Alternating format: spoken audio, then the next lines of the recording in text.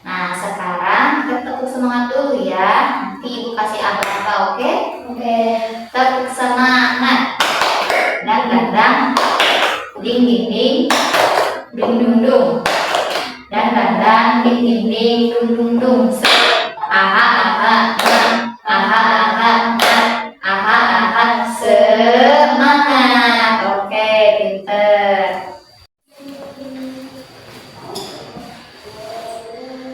Apa sih definisi dari reboisasi? Ya, sebutkan. Penanaman kembali hutan yang mundur atau rusak untuk mengembalikan fungsi ekologis dan ekonomisnya. Oke, pinter. Nah, sekarang bagian kalian yang mau bertanya, mungkin ada materi yang belum dijelaskan sama Ibu atau gimana kalian yang masih ragu, silahkan tanyakan. Ada yang bertanya? Ya Bu. Oke, siap. Mau bertanya apa? Bu, siapa saja sih yang bisa ikut serta dalam kegiatan reboisasi? Oke, bagus pertanyaannya ya. Yang bisa ikut dalam acara reboisasi ini, pelaksanaan reboisasi diantaranya mulai dari pemerintah ya, bisa perusahaan, organisasi, lingkungan, sekolah, sampai kita pun sebagai individu manusia ya, sebagai individu, insya Allah kita juga bisa ikut serta dalam kegiatan penanaman atau reboisasi. Nah, Ibu mau tanya, siapa sih yang pernah lihat hutan? Saya Bu. Pinter. Sekarang Ibu tanya lagi, kalau hutan gundul, apa sih yang harus kita lakukan? Ada yang tahu? Apa? Reboisasi. Oh, pinter, hebat. Nah, sekarang tujuan untuk hari ini pembelajarannya ialah tentang reboisasi. Reboisasi adalah penanaman kembali hutan yang gundul atau rusak untuk mengembalikan fungsi ekologis dan ekonomisnya. Nah, kalau di dalam segi reboisasi ini banyak sekali ya pembelajarannya. Di antaranya itu mulai dari definisi, manfaat, tujuan, dampak dari hutan yang gundul, dan tahapan dari reboisasi. Nah, Ibu akan menjelaskan satu persatunya, oke? Oke. Siap untuk mendengarkan? Ya, siap. Kita mulai dari manfaat dulu ya, manfaat reboisasi. Di antara manfaat reboisasi ini sangat banyak. Di antaranya ialah mencegah erosi dan longsor. Misalkan mencegah erosi dan longsornya dari segi apanya? Dari segi akar pohon yang akan bisa menahan tanah agar tidak mudah terkikis. Yang kedua, menyerap karbon dan mengurangi polusi. Nah, di sini juga pohon itu akan bisa menyerap CO2 dan menghasilkan oksigen, juga meningkatkan kualitas udara. Yang ketiga ialah bisa meningkatkan kesejahteraan ekonomi, seperti hutan yang sehat, mendukung sektor kehutanan, ekowisata, dan mantap pencaharian masyarakat sekitar. Yang keempat ialah menjaga kehidupan satwa. Hutan yang sehat menjadi rumah bagi berbagai spesies hewan dan tumbuhan.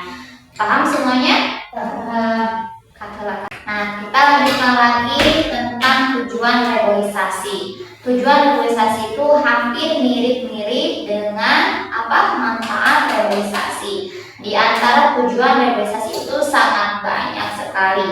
Di antaranya mengembalikan fungsi ekosistem hutan sebagai pengatur tata air. Jadi insya Allah ketika terjadinya reboisasi seperti mencegah banjir dan kekeringan akan teratasi dengan adanya reboisasi.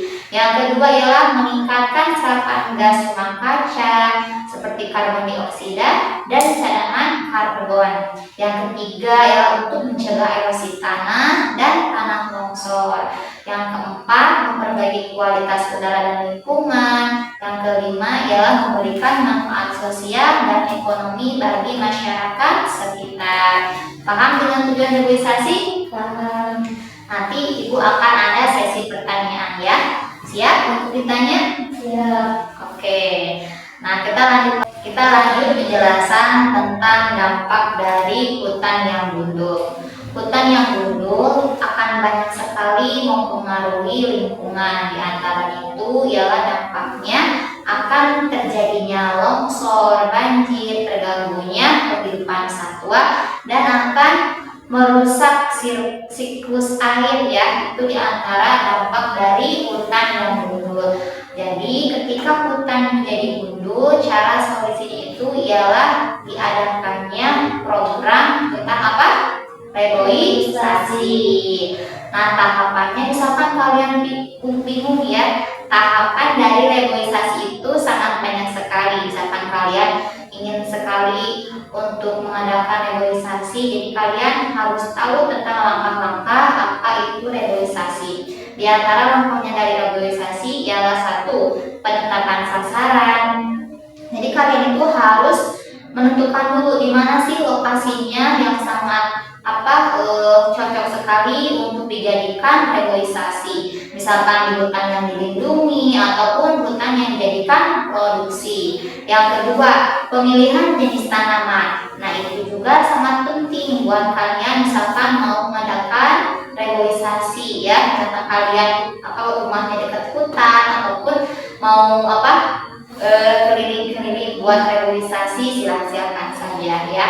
Kalian juga harus misalkan memilih dulu jenis tanamannya. Di antaranya itu pemilihan bibit yang sesuai, misalkan tahan sinar matahari, tahan kekeringan, perakarannya dalam.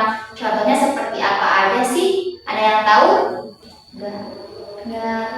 Contohnya itu ialah dari segi pohon beringin pinus, mahoni, dan pohon bakau. Nah, itu sangat sekali untuk dijadikan tanaman reboisasi ya. Yang ketiga ialah penyiapan sarana, seperti ketika sudah mempunyai lokasinya sudah cocok, tanamannya juga sudah ada, dan juga kita juga harus menyiapkan sarananya seperti alat, bibit, dan SDM-nya.